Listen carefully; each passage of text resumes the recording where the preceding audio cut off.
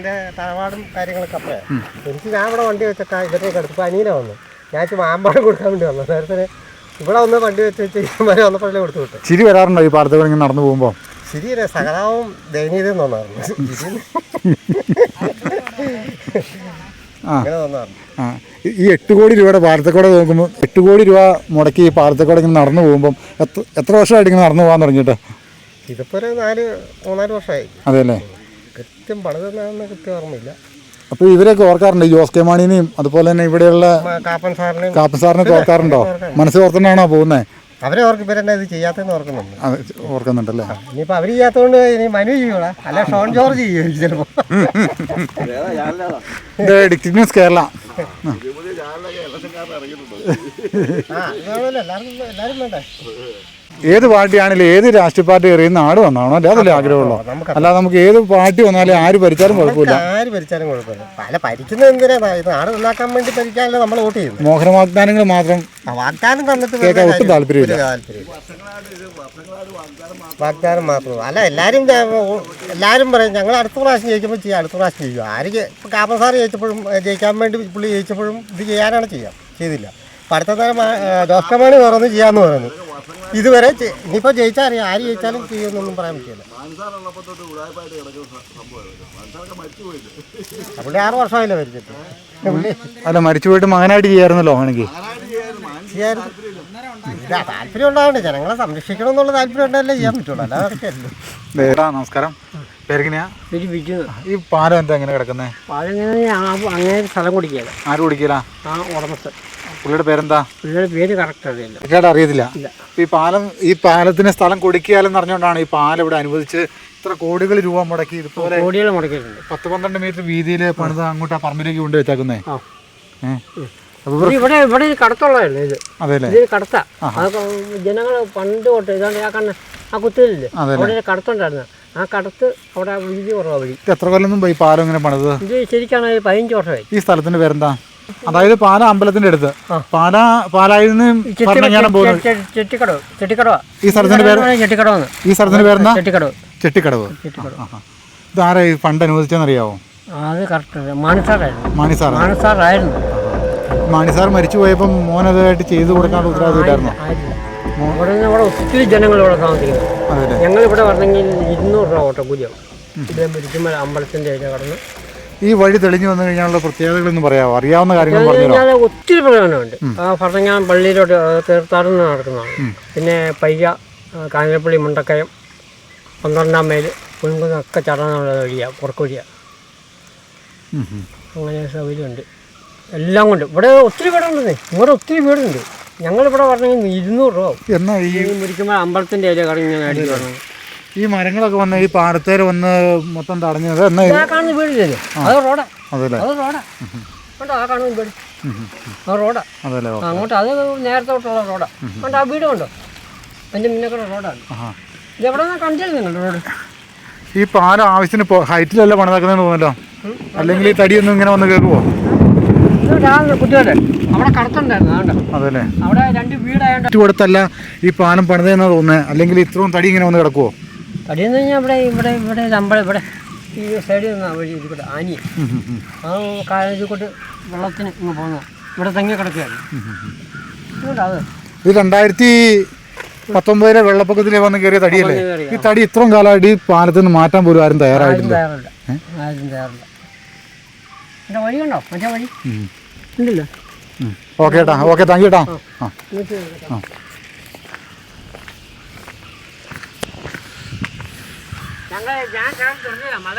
വിട്ടോ നല്ല കാര്യം. ഞങ്ങൾക്ക് വേണ്ടി പ്രാർത്ഥിച്ചേരേ.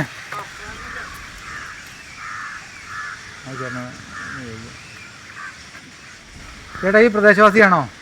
അതെ ചേട്ടാ, ഒരു 5 മിനിറ്റ് ഞങ്ങൾക്ക് വേണ്ടിയും തരാമോ? നാടിന് വേണ്ടിയിട്ടും തരാമോ? ശരിക്കും കൂടി വിളിച്ചു.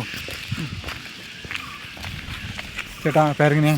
ജിനീഷ്. ഈ പ്രദേശവാസിയല്ലേ? അതെ അതെ. ഈ സ്ഥലത്തിന്റെ പേരെന്താ പറയുന്നത്? ഇത് പാറപ്പള്ളിയാണ്. അതെ. ഈ ഫണ്ട് അനുവദിച്ച് ഈ പാലം പണിതിട്ട് എത്ര കാലമായി? ഇതിപ്പോൾ ഒരു 9 വർഷത്തോളം. ആരുടെ ഫണ്ടാ? മാണിസാറിന്റെ ഫണ്ട്. അതെ അല്ലേ? ഇത് എത്ര കോടി രൂപയുടെ ഫണ്ടായിരുന്നു? ഇത് 7.5 കോടി രൂപ. ഇപ്പോൾ ഈ ചേട്ടൻ നടന്നു പോകുന്നു അക്കരയ്ക്ക്. അതെ. ഇപ്പോൾ ഈ 7.5 കോടി രൂപ മുടക്കി ഈ പാലത്തെ കൂടെ നടക്കാനായിട്ടാണോ ഈ ഫണ്ട് അനുവദിച്ച് ചെയ്തിട്ടാക്കുന്നത്? ഇത് ഇവിടെ ഇങ്ങനെ നേരെ കിടക്കുമായിരുന്നു. വണ്ടി ഒരു പ്രാവശ്യം കയറി വന്നിട്ട് അവിടെ താഴെ പോയി. അങ്ങനെയാണ് ഇവിടെ താത്തിട്ടത്. ഇതിങ്ങനെ കിടക്കുവാണ്. എല്ലാ ഇലക്ഷൻ കാലത്തും പറയും ഇനി ഇത് നന്നാക്കി തരും. മാണി സാറിന്റെ മകൻ 5 വർഷക്കാലം ഇവിടെ ഈ നാട് ഭരിച്ചതല്ലേ? അതെ അതെ. MP ആയിട്ട് മാണി സാറിന്റെ മകനായിരുന്നല്ലോ. അതെ അതെ. ഈ അപ്പം ചെയ്തതിന്റെ ബാക്കി കർമ്മങ്ങൾ, അതായത് ബാക്കി ഈ പാലത്തോടനുബന്ധിച്ച് ബൈപ്പാസ് റോഡ് നിർമ്മിക്കാനൊന്നും ഈ മാണി സാറിന്റെ മോന് ജോസ് കെ മാണി ശ്രമിച്ചെന്ന് വെച്ചാൽ ഇതിന്റെ അങ്ങോട്ടും ഇങ്ങോട്ടുമുള്ള രാഷ്ട്രീയ വടംവലിയാണ്. ഇത് ഇപ്പം അക്കരെ ഇപ്പോൾ ഒരു ഫ്ലെക്സ് വെച്ചിട്ടുണ്ട്, വഴി ഉടനെ ആകുമെന്നും പറഞ്ഞുകൊണ്ട്. എല്ലാ ഇലക്ഷൻ കാലത്തും ഇത് തന്നെ വരും.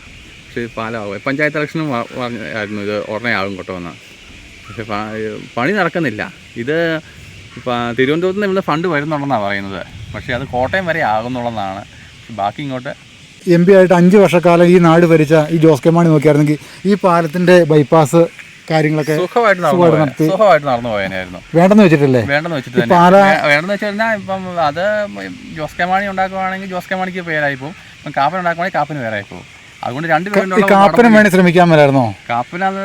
കാപ്പ് ശ്രമിക്കുന്നുണ്ടെന്നാണ് പറയുന്നത്. അപ്പോൾ ഞാൻ UDF കാരനാണ്. കാപ്പ് ശ്രമിക്കുന്നുണ്ട്. കാപ്പൻ പറയുന്നത് ഞാൻ കോട്ടയം വരെ ഇതിൻ്റെ ഫണ്ട് വരുന്നുണ്ട്. പക്ഷേ ഇതിൻ്റെ ഇപ്പുറത്തോട്ട് വരുന്നില്ല. ഏത് പാർട്ടി ഭരിച്ചാലും ഏത് രാഷ്ട്രീയ പാർട്ടി ആയിക്കോട്ടെ, നാടിൻ്റെ ഒരു ഉന്നമനം ലക്ഷ്യം വെച്ച് പ്രവർത്തിക്കുന്ന ഒരാൾ രാഷ്ട്രീയത്തിന് പ്രാധാന്യം കൊടുക്കാതെ ഈ വഴി സുഗമമായിട്ട് ജനങ്ങൾക്ക് സഞ്ചാര സ്വാതന്ത്ര്യമായിട്ട് ഗതാഗതം കടത്തിക്കൊണ്ട് പോകാനുള്ള സുഗമമാക്കി കൊടുക്കാനുള്ള ഉത്തരവാദിത്തം ഈ പാർട്ടിക്കാർക്കുള്ളതല്ലേ? ജനങ്ങളൊരു വിശ്വാസമല്ലേ? ജനങ്ങളൊരു വിശ്വാസം അർപ്പിച്ചിട്ടില്ല അവരില്ലേ? അപ്പം എത്രയും പെട്ടെന്ന് നമുക്ക് പാലം വരുന്ന പ്രതീക്ഷിക്കാം. ഇത് വേറെ രാഷ്ട്രീയ പ്രേരിതമൊന്നുമല്ല. ഇത് ജനങ്ങളുടെ ഒരു പൊതു ആവശ്യം പരിഗണിച്ചുകൊണ്ട് തന്നെ ഇങ്ങനെ പാലായി ഞങ്ങൾ വന്നു കഴിഞ്ഞപ്പം പാലായിലുള്ള ജനങ്ങൾ ഞങ്ങളോട് പറഞ്ഞു, നിങ്ങൾ സഞ്ചാര സ്വാതന്ത്ര്യം ഇല്ലാതെ കിടക്കുന്നൊരു പാലമുണ്ട്, ഇവിടെ വന്ന് അവിടെ നാട്ടുകാരെ ജനവിധി തേടണം എന്ന് പറഞ്ഞു. അതാണ് ഞങ്ങളിവിടെ വന്നു കേട്ടോ.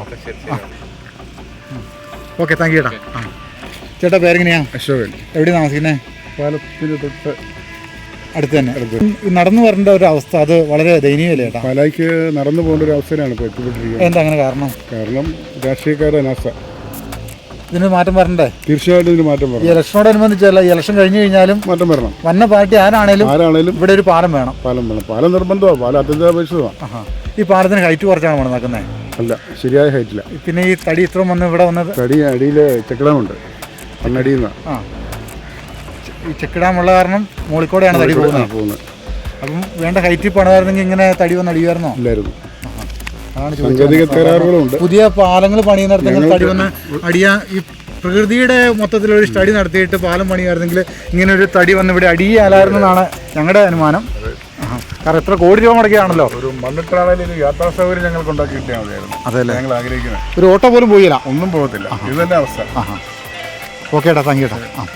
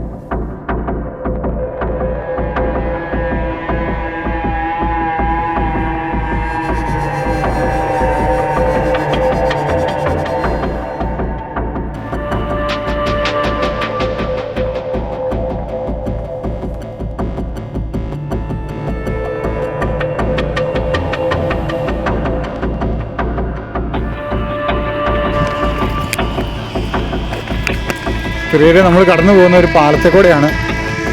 കാഴ്ച തോന്നും കാട്ടിക്കൂടെ പോകുന്നത്. എത്ര ദുരിതപൂർണ്ണമാണ് വരുന്നത്. ഇല്ലി തുറോട് കൂടിയാണ് പറഞ്ഞു പോന്നിരിക്കുന്നത്. പാലത്തിൻ്റെ ഒത്ത നടുക്ക്.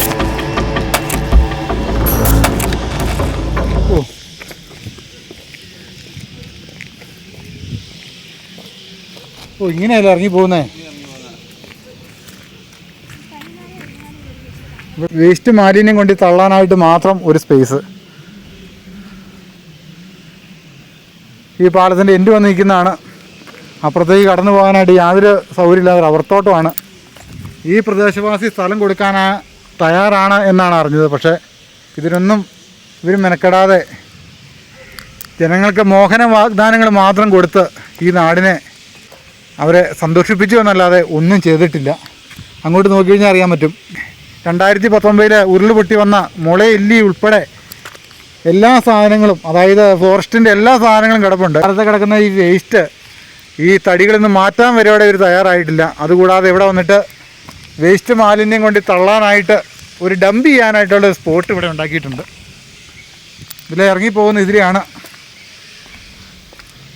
വളരെയധികം ആൾക്കാർ, നൂറുകണക്കിന് ആൾക്കാർ ഈ സ്റ്റെപ്പ് ഇറങ്ങി അപ്പുറത്തേക്ക് പോകാറുണ്ട് എന്നാണ് പറഞ്ഞത്. എന്താണേലും എത്രമാത്രം ശോചനീയമാണ് ഈ നാടിൻ്റെ ഒരു അവസ്ഥ. ഇവിടെയാണോ വികസനം കൊടികുത്തി വാഴുന്നുണ്ട് എന്ന് പറയുന്നത്? ഇതാണോ രാഷ്ട്രീയ പാർട്ടികൾ ആഗ്രഹിക്കുന്നത്? നാടിൻ്റെ വികസനം എന്ന് പറയുന്നത് ഇതൊക്കെയാണോ?